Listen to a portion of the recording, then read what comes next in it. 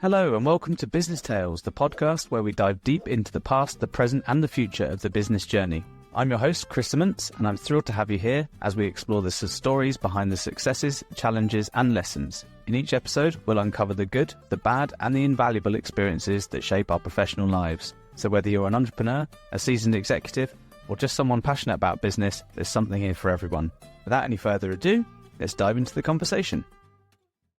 Hello everyone, I'm here to introduce Matt Barnwell. He's a seasoned consultant and operator in the leisure and hospitality sector. He's got a knack for both building new concepts from scratch and fine-tuning existing businesses. Whether it's business management, operations or F&B, Matt's your go-to for turning these ideas into action. His hands-on approach guarantees real, achievable outcomes, no fluff, just results. I've experienced this myself, so I can tell you there is no fluff. And there is definitely results. With a background in operations, he's all about driving real-world change, one project at a time. And I must say as well, he has definitely got an Excel nerdish side. And I think you've probably got more spreadsheets than you've got socks. Is that right, Matt? That's absolutely true. The hard drive for sock drawer is threadbare. Welcome to the podcast. It's great to have you on. Thank you very much for having me. It's really exciting. So, first and foremost, that was a relatively short introduction to you, and I know that there is an awful lot more behind the scenes on this. Can you just give us a very brief overview of where you are now and what you're doing? Because I know that you have lots of fingers in lots of pies, and potentially more pies than fingers. So I'll let you take it away. Back to the pie to finger ratio at the moment.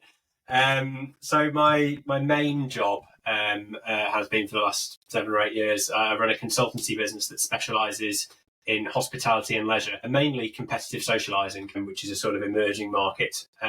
We work to help people develop their concepts in this sector, but also to improve their existing businesses and help them scale from startup to more sites. So I do that. I also do some work for a temping bowling company, which is quite exciting as a retained consultant there. So offering a similar sort of service for people looking to build bowling alleys, which sounds like the sort of fun dream that you had in school, I guess. It sounds like something that would have been booming in the 80s, but actually every time I speak to you, there's so much business going on in that sector. You wouldn't even know it unless you went to bowling every day. It's an emerging market, and again, it's just a different type of market now. It's it's a little interesting thing that can be talked about, and how one tiny, fairly small technology shift changes how the entire sector works and makes it able to be developed into totally different business or different spaces that it could have been in before. It changes all the demographics required to make one of these things work, which is sort of fascinating from a financial point of view. It really is, isn't it? And then I have some fun stuff because along with my wife, I own a live music venue, which has a nice bar attached to it. Give it a shout out. Shout out to the Fighting Cocks in Kingston. You can follow it on all social medias, including TikTok, to Chris's still. Anyone who knows me well enough knows that I have somewhat of an addiction to TikTok.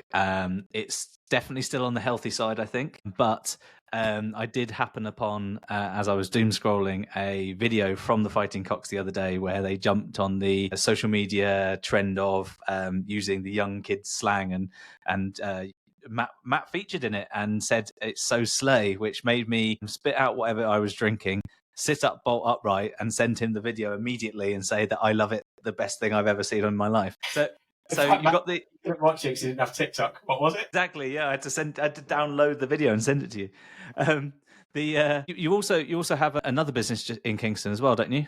Well, another 2 now, actually. So we've got a cafe that's next door and is part of the same company as the Fighting Cocks, and we've also now got a share in a late night bar and venue. We don't say the words nightclub in my industry, but a nightclub. And that's somewhere that I actually worked many years ago and then DJ'd at for 7 or 8 years after I finished working there, while I was setting up this business. So, yeah, many pies, many fingers. That's awesome. You are what would be the epitome of a serial entrepreneur, and I think this is probably why we spend hours talking about all sorts of things and go down rabbit holes. And this episode could be considerably longer than it probably needs to be. But none of this starts. You don't just suddenly, leave school and some people do leave school and suddenly become a serial entrepreneur. Where did you start? Where did all of this this operational love and spreadsheet love and all this sort of stuff come from? How did you get into it? Well, no, that's two separate questions that are sort of linked. Let's see where we go. So yeah, I ended up at university mainly because the teachers at my school, they must have had some sort of bonus scheme to get people into Oxford or Cambridge. So if you could potentially pass the exam for that, then you were put in a little category of you must go to university and you must go here, presumably because that makes them money or something. Didn't like that interview process very much at all, but then picked a university space in Nottingham because there was a place called Rock City, which live music, very good, and Games Workshop was from there, and I used to play that at the time, so this was great. I was going to go to Nottingham, did that, and then did a lot of law work experience and decided that was intensely repetitive. And I think if you're going to be a serial entrepreneur later in your life, it turns out early in your life you get really bored of doing the same thing over and over again. Yes. So, didn't become a lawyer. That was really boring. Finished the degree, and I'm glad I did because I get effectively cheap advice on contract stuff now. But while I was doing that, I was carrying drinks around a bowling alley, as you do as your sort of part-time job in uni. And because it was the time when TGI Fridays was big, I was one of their waiters. We were called alley cats with a Z. Horrible. Mm-hmm. Of course. A little costume. So on 3 nights a week, I'd go into work dressed as a policeman with a squeaky truncheon and a hat on and carry drinks around this bowling alley. That sounds awful. We did synchronised dancing on the lanes. I don't think I ever told you that. No, you didn't. We were halfway down the lane doing synchronised dances 3 or 4 times a night. So it's this interview's over.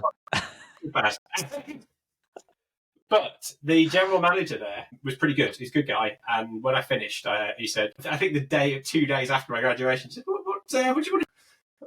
I'm not really sure. I might stay in Nottingham for the summer, though. And he said, great. One of our managers has just left. Can you just cover some shifts? I said, yeah, I know how to do all the things from working around.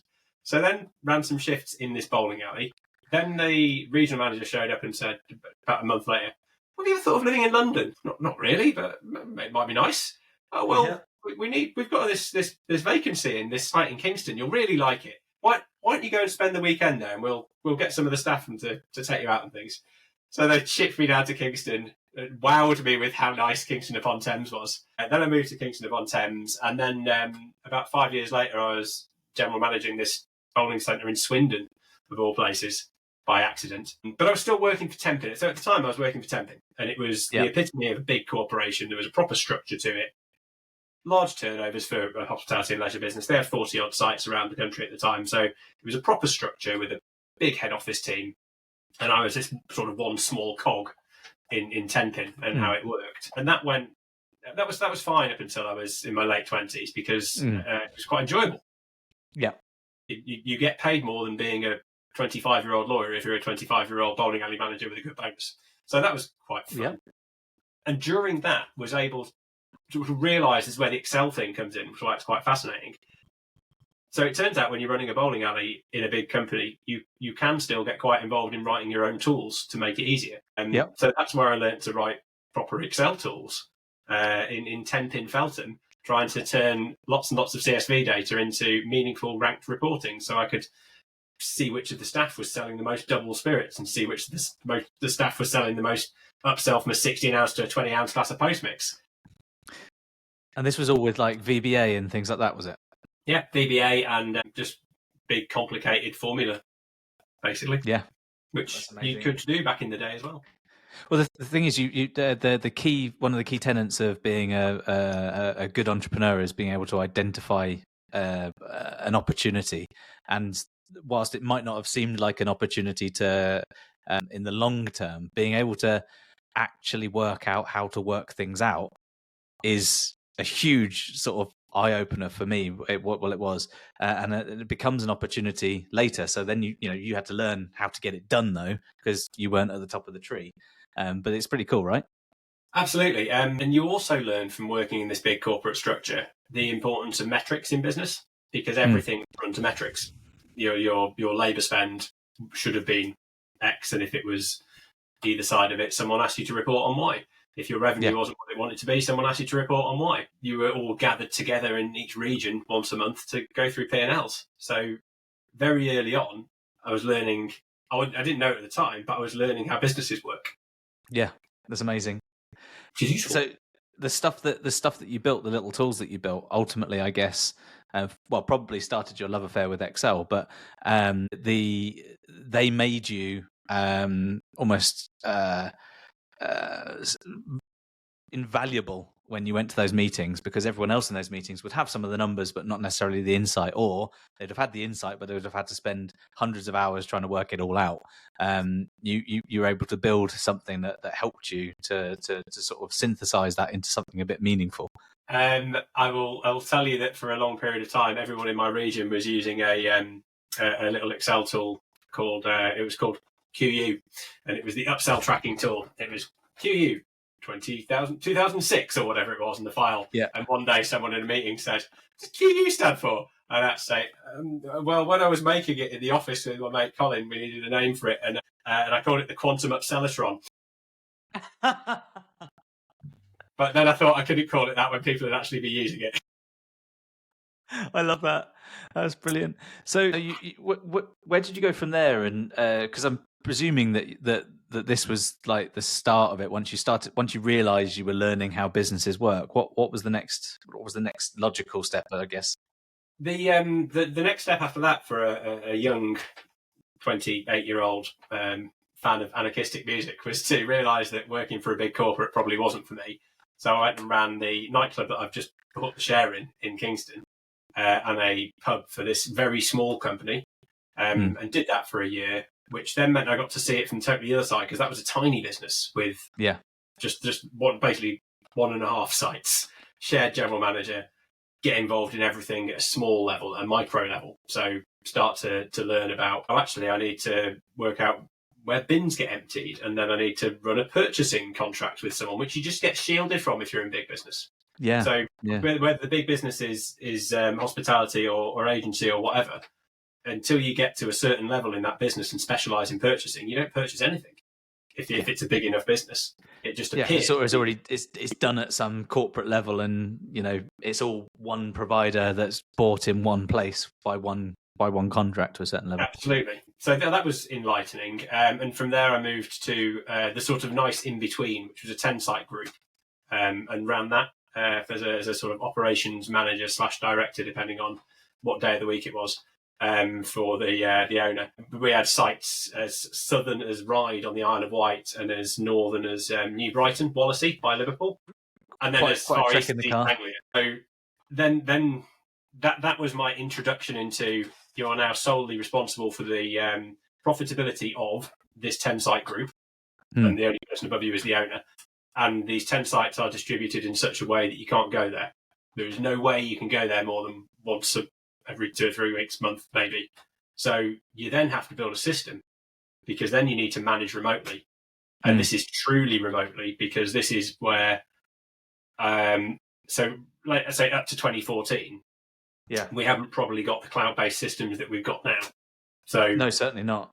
Someone would, at the end of the night, fill a report in and email it to you, which was better than when I was at Tempin, where I remember now there was a duty in the morning manager's duty was to go and get faxes out of the fax machine from the other 5 sites in the group, get the faxes, and then key those numbers into a spreadsheet that I think it might have had a sum function in, but enough of that. Then print that piece of paper out and fax it into the head office, so they had the numbers for what the sites did the previous day.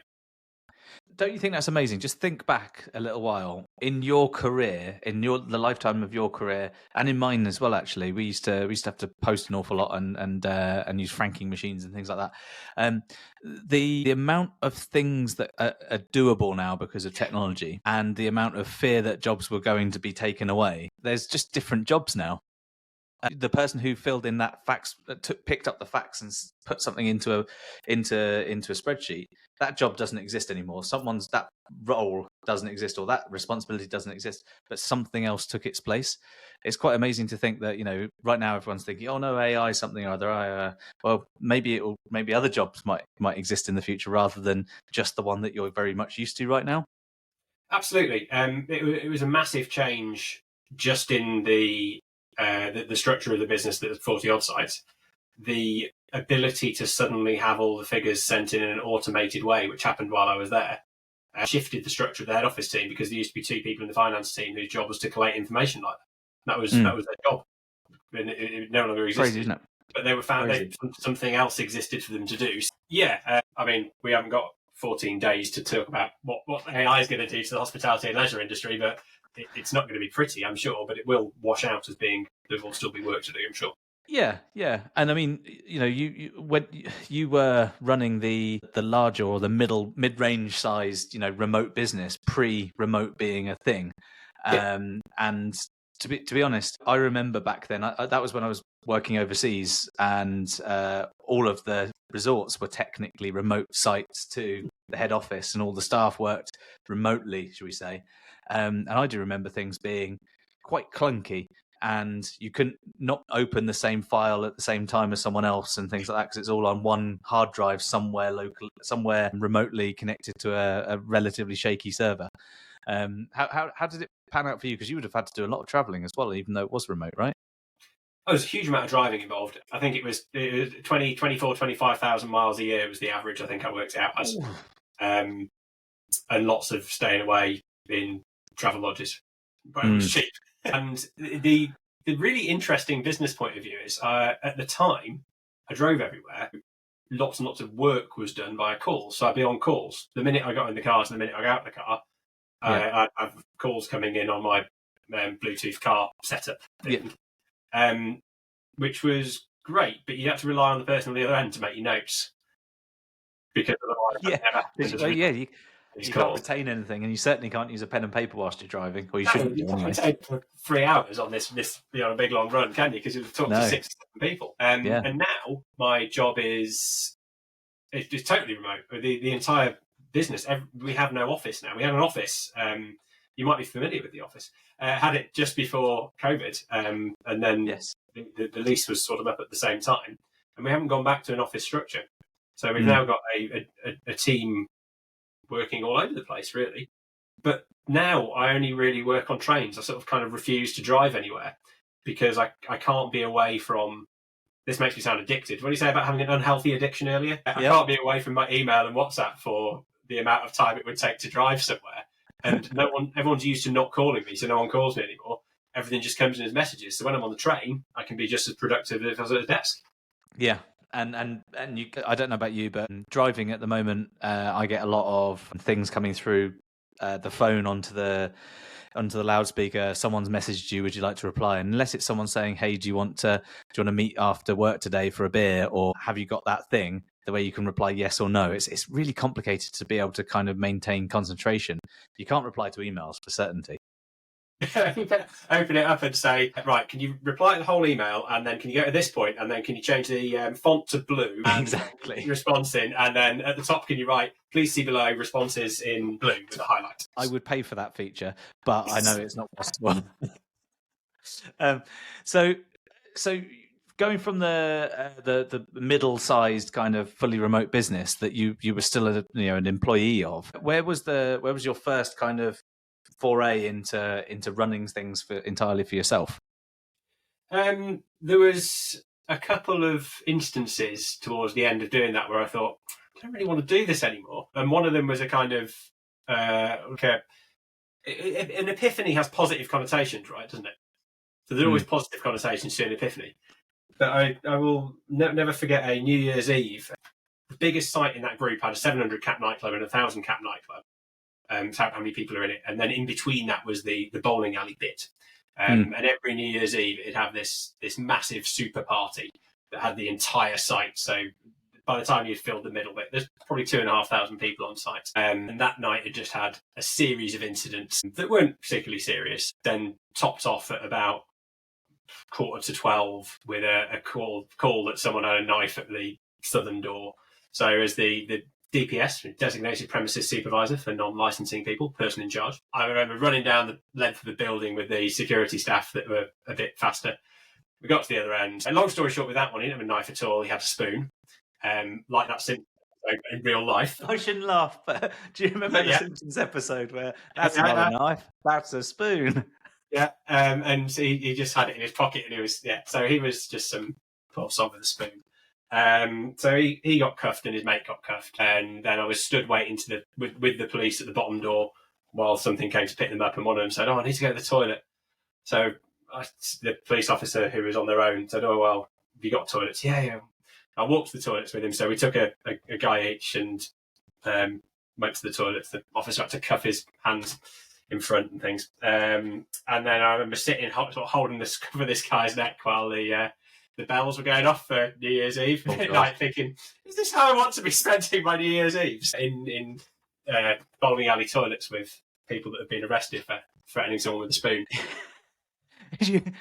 I could just imagine. I can imagine you doing that. But so this was a bit of a watershed, was it? It was like, if I'm going to be doing this, I want to own the place. That was when I thought, I'm not getting paid any more to do this, and it's a bit rubbish. I'm getting a bit older now. And then the next moment was just another series of disagreements, which you can't resolve when there's someone that owns a business and you don't own the business. And whoever's right, it doesn't matter. But I'd got to the point where I thought, well, I want to prove that I'm right. So do it myself. So I went and did it myself. And was this IH Solutions, or was this an earlier incarnation? Yes, called Independent Hospitality Solutions. There we go. Which was truncated because we started doing lots of work that wasn't hospitality. So the initial intention, I started doing it with a sort of friend of mine that I'd known from the small nightclub, actually, and we sort of set it up together and thought what we'll do is we'll bring big business process to independent hospitality venues and provide solutions for them. So it really was a bit of a Ron Seal name, and it kind of made sense, but I quickly realised that small hospitality venues can't afford to pay anyone else for the solutions because they don't make enough money. So that was you just end up doing lots of work at very low bill rates. Yeah. So we moved it down to IH, which at least we kept the name, but meant that you could do a lot more leisure, which is what we ended up doing now.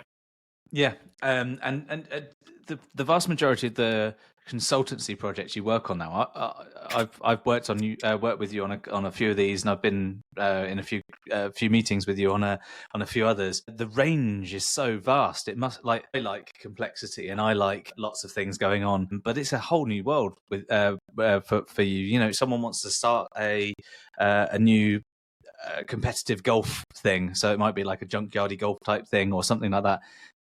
You literally work with the business on every aspect, from the name of it all the way through to the doors opening on the first day, and then beyond that.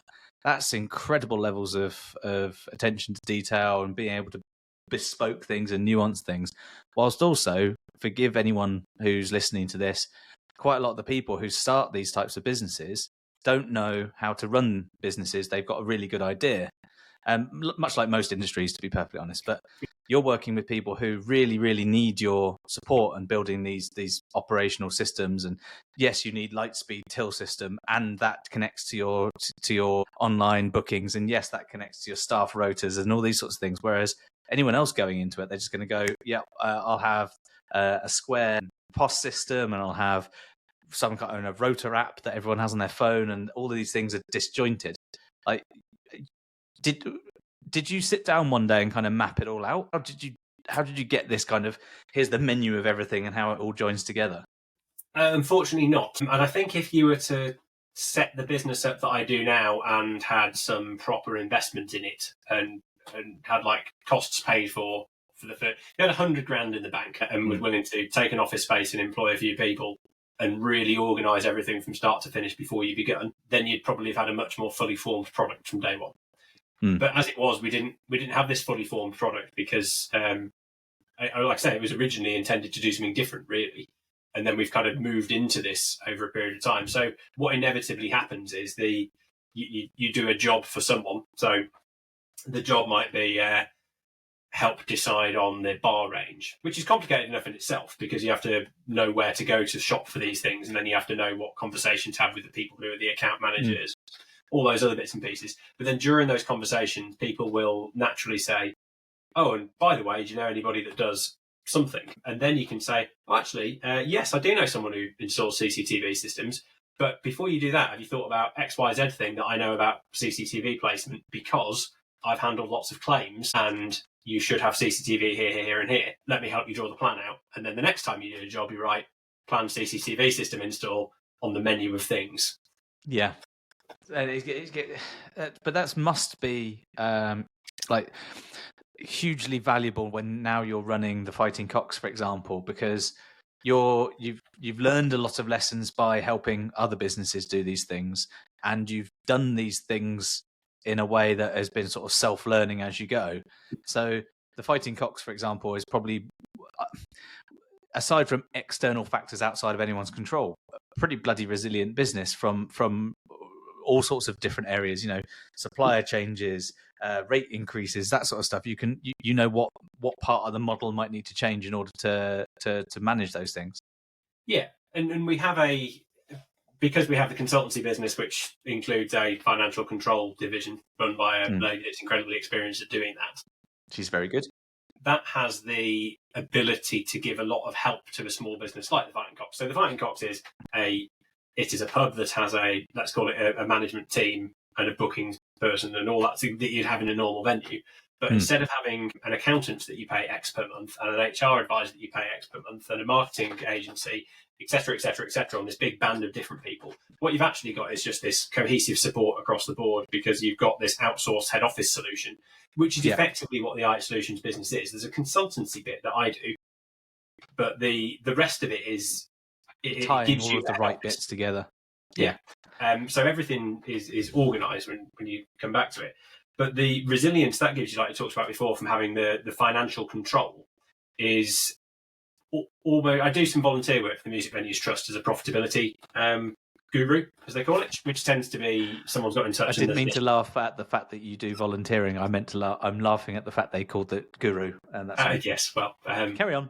I don't think the name. So a lot of the time you get people that hit upon a profitability issue, and it's not, I've realised there's a problem. It's, oh God, there's a pile of bills here and I can't pay any of them. So it's kind of no problem to run at the rate that in fact, people might not know. The Music Venue Trust did a really good piece on this last year, but the average profit margin in a grassroots music venue last financial year was 0.5%, which means there's a hell of a lot of people running it below zero at loss. Because the sector has lots of issues at the moment, and that's a different conversation, and there's enough on it. But it's okay to run at 0.5% profit if it's a long-term investment, which this is. If you have a hospitality business right now, it's a long-term investment. It's certainly not a right now investment because of all these different reasons.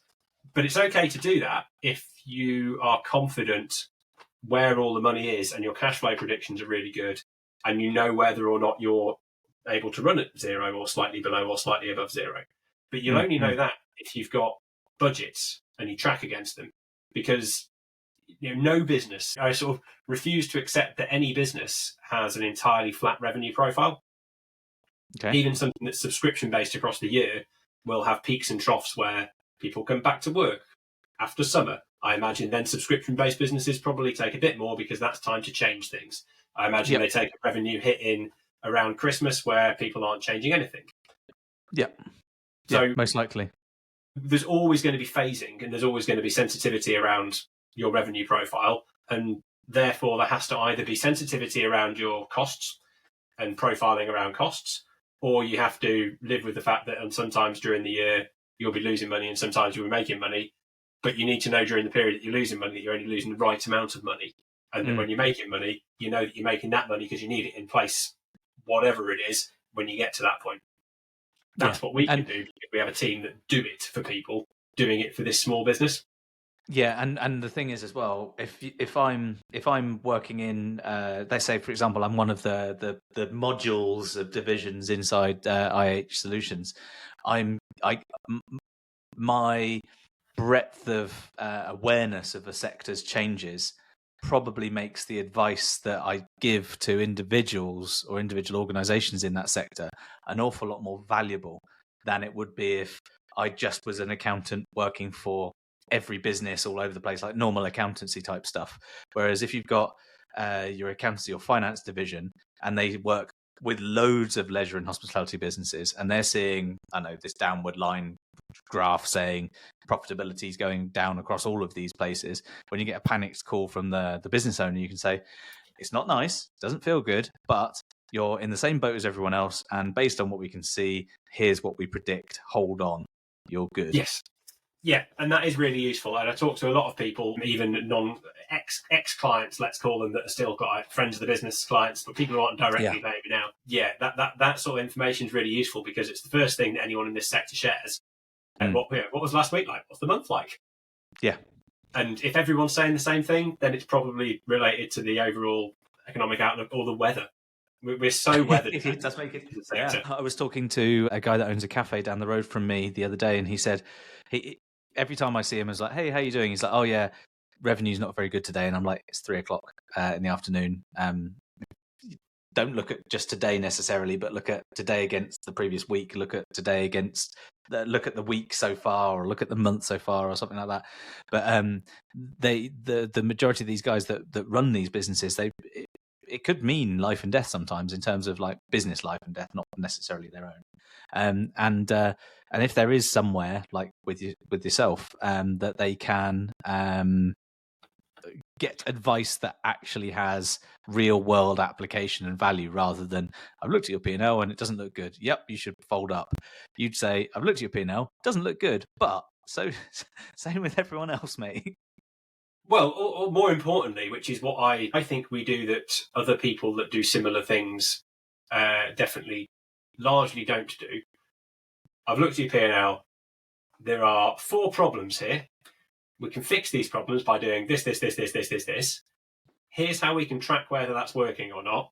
Yeah. And then we'll track it with you on the next X weeks until such time that those things are in line. And if we do that, then the result will be this much bottom line. And that much bottom line contribution is enough to take you to this. And that's how we transform the business. So we'll help you understand the business. Because I've seen reports from large accountancy practices and auditing companies that, I kid you not, will look at a hospitality business and say, so your problem here is your margin is, your gross profit margin on drinks is 69% and it should be 72. That'll be £15,000. That's great, but I could take a book off the shelf that would tell you that your margin should be 72%, and you should probably know it's 69.